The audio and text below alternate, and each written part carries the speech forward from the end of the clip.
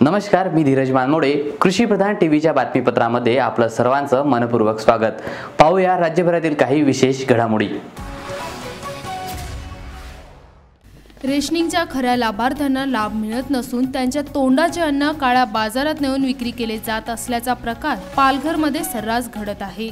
अशाच प्रकारे केळवा रोड येथील रमेश मोहनलाल जैन यांच्या मालकीच्या रेशनिंग दुकानातून काळ्या बाजारात जाणारा राशनचा गहू मनसे सैनिकांनी रंगेहात पकडून रमेश मोहनलाल जैन यांच्यावर पोलीस ठाणे सफाळे येथे गुन्हा दाखल करण्यात आला आहे.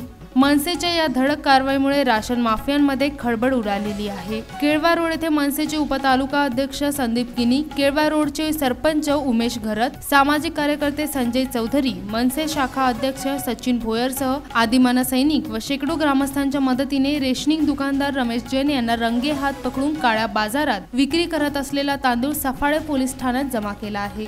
सदरची कारवाई करण्यासाठी तहसील कार्यालयातील पुरवठा निरीक्षक यांनी घटनास्थळी येऊन काळ्या बाजारात विक्री करत असलेल्या 25 किलो प्लास्टिकच्या 2 पोती म्हणजेच 50 किलो तांदूळ ताब्यात घेऊन 300 पोती असलेले 3 गोडाऊन सीलबंद केले. रेशनिंगच्या दुकानातून गैरकारभार चालतो हे महसूल प्रशासनाला माहीत असतानाही कारवाई केली जात नसल्याचा आरोप करीत सदरचे धान्य दुकान रद्द करून रेशनिंग धान्य दुकानाची पर्यायी व्यवस्था तातडीने करा ही मागणी मनसेचे पालघर शहर अध्यक्ष सुनील राऊत आणि पालघर तालुका अध्यक्ष मंगेश घरत यांनी केली आहे.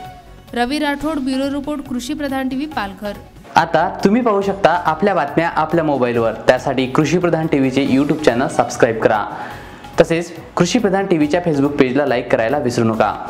पुन्हा भेटूया काही नवीन घडामोडीसह. तोपर्यंत नमस्कार.